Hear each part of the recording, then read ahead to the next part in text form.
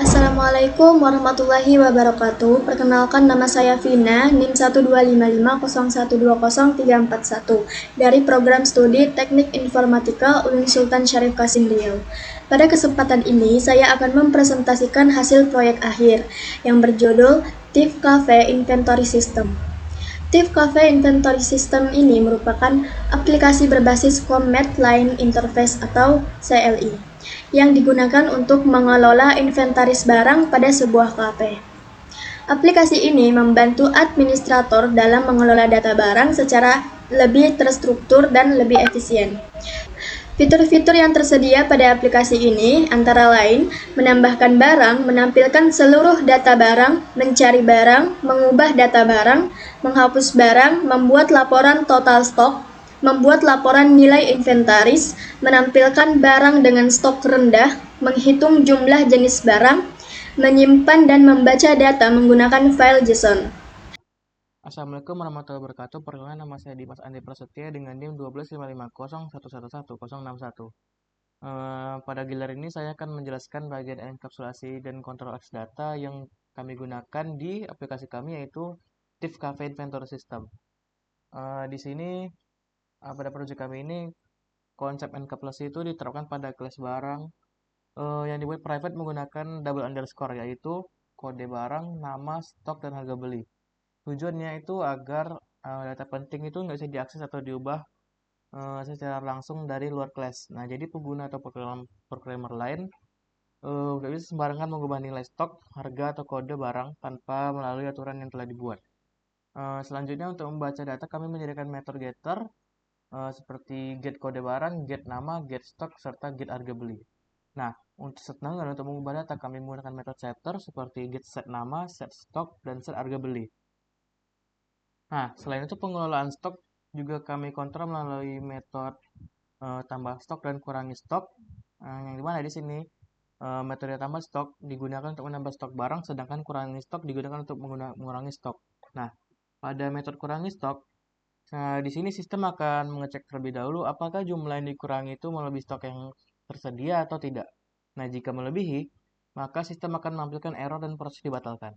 Nah, selanjutnya untuk mixing, di sini kami menggunakan validasi mixing yang berisi berbagai fungsi validasi seperti validasi teks, validasi angka positif, validasi stok, validasi tahun, validasi tanggal, serta validasi kode prefix. Nah, dengan adanya validasi mixing itu, seluruh proses pengecekan data menjadi lebih terpusat dan dapat digunakan kembali oleh kelas lain tanpa kami perlu lagi menulis kode-kode yang sama berulang-ulang. Nah, sebagai contoh di sini, sistem akan memastikan bahwa kode barang itu sesuai dengan jenisnya.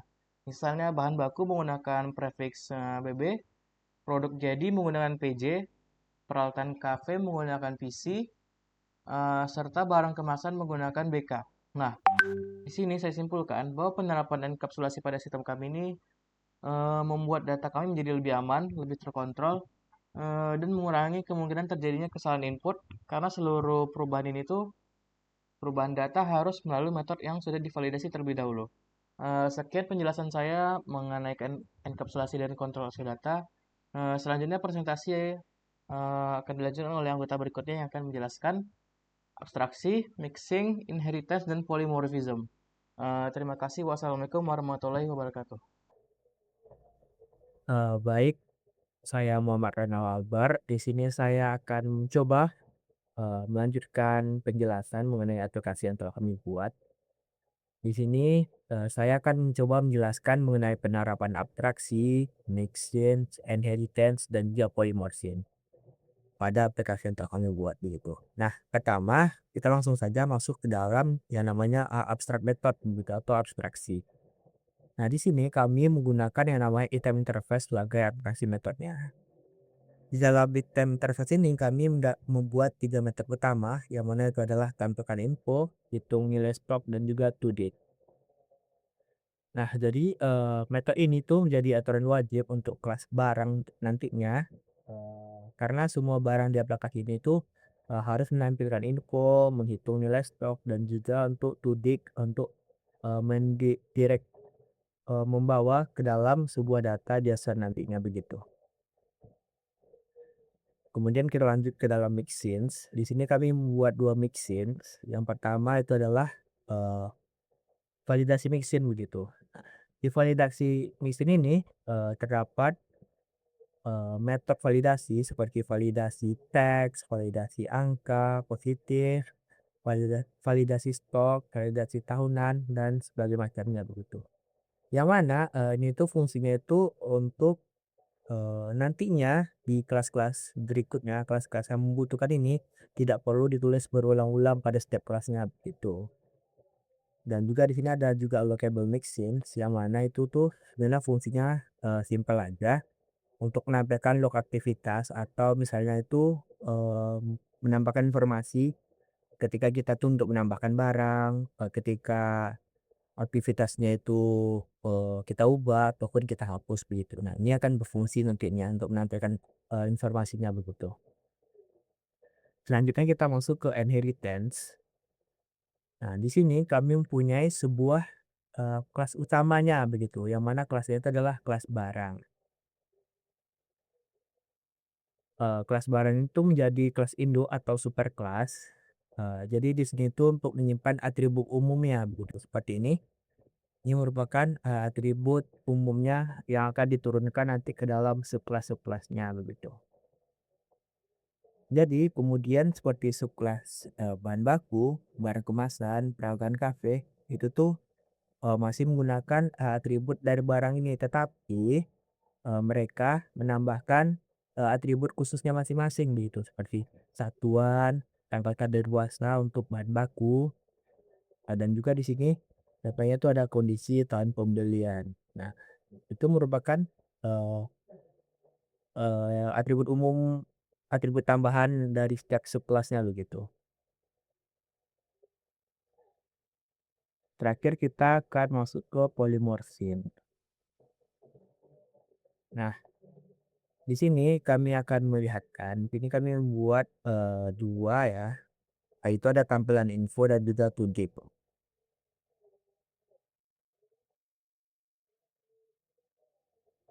Nah, semua subclass tadi itu memiliki metode, dengan nama yang sama seperti ini, tetapi implementasinya berbeda begitu. Jadi ketika program memanggil tampilan info atau toGig, setiap objeknya itu akan menampilkan informasi sesuai jenis kelasnya masing-masing gitu. Misalnya contoh nih, sini kan, kita ada ini nih, tampilan info ya, tapi di sini tuh untuk jenis peralatan kafe.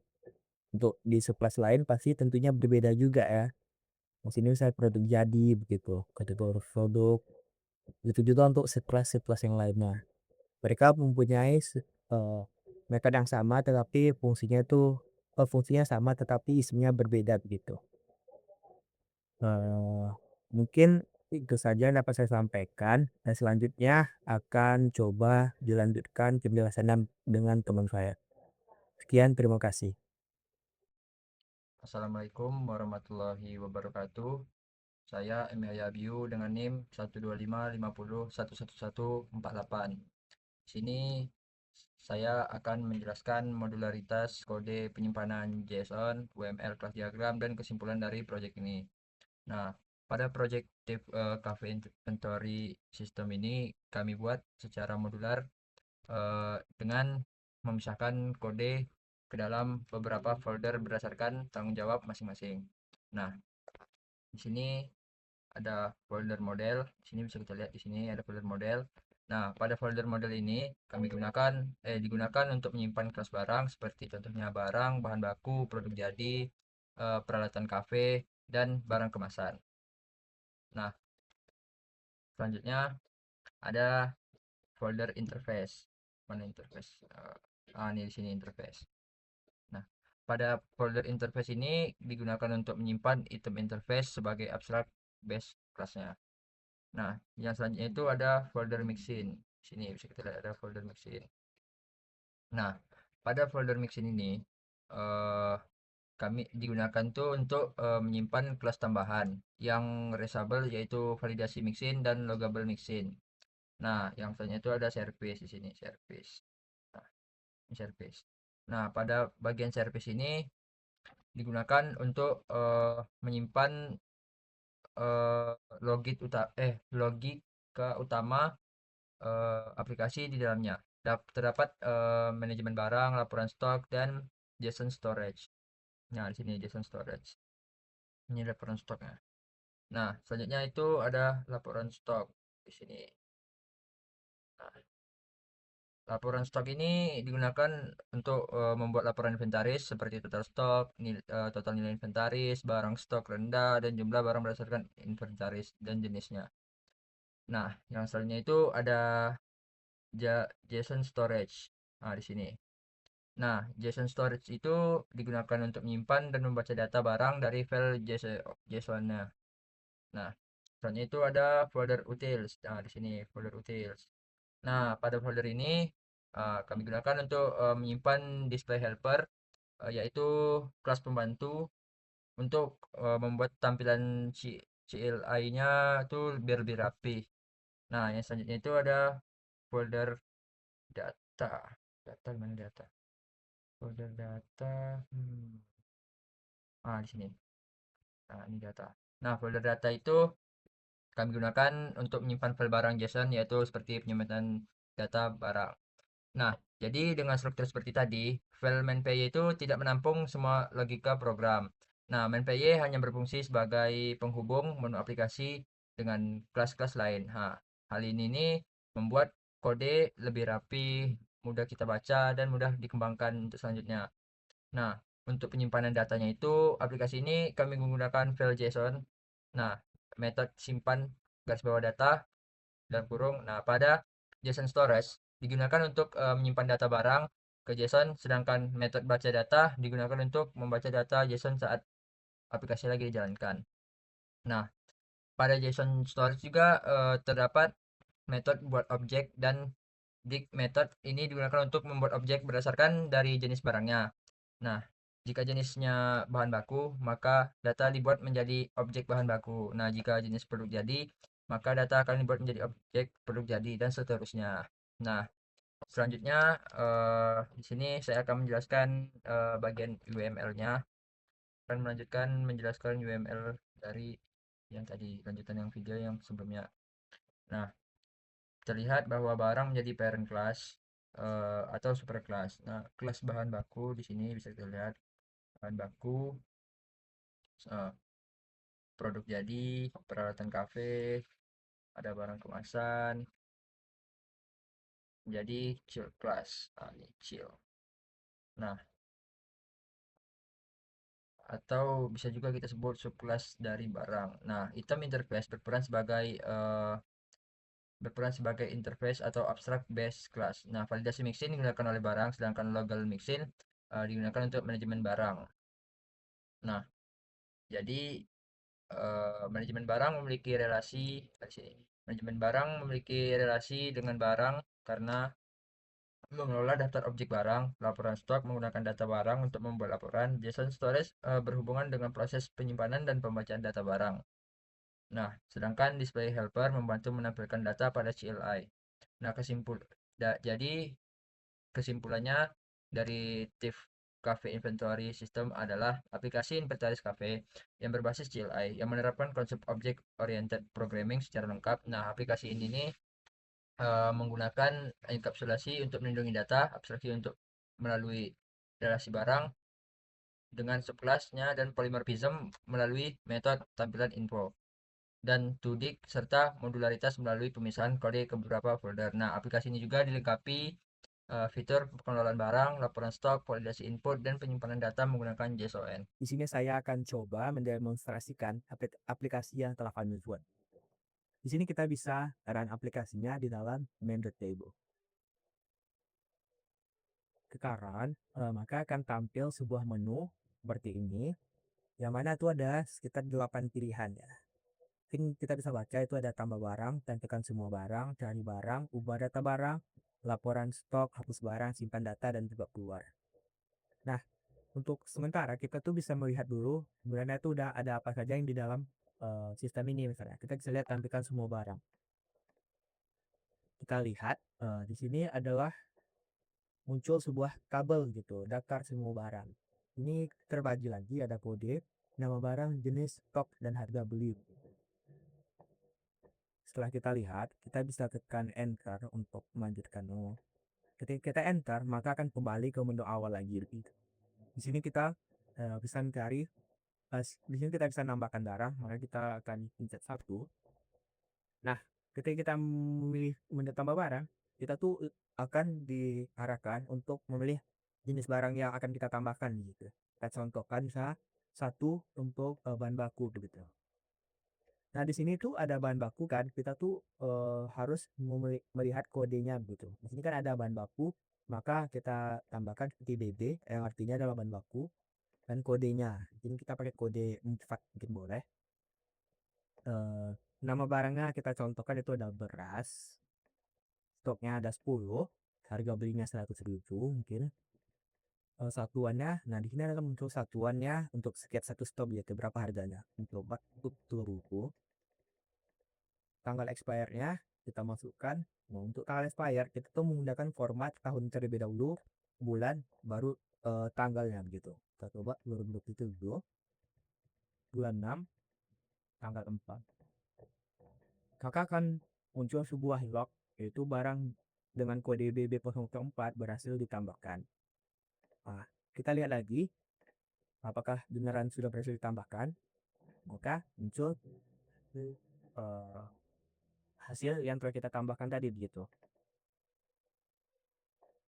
Lalu kita bisa mencari barang tadi gitu. Nah, untuk mencarinya kita dapat 2 pilihan nih. Kita tuh bisa mencari berdasarkan kode atau berdasarkan nama barang. Kita coba untuk cari nama barang ya. Beras. Ada nih beras gitu. Kita enter. Kita cari lagi mungkin tadi kalau nggak salah saya lihat Arabica ya. Oh tuh, saya nama barang. Mungkin dari Arabica. Jadi muncul ada 2 lagi kan karena mungkin saya telah menginputkannya juga sebelumnya gitu. Kita bisa kembali dan sini itu kita juga bisa mengubah data barangnya gitu. Tadi kalau nomor data barang. Terus kan kode barang yang ingin dirubah tadi itu BB004.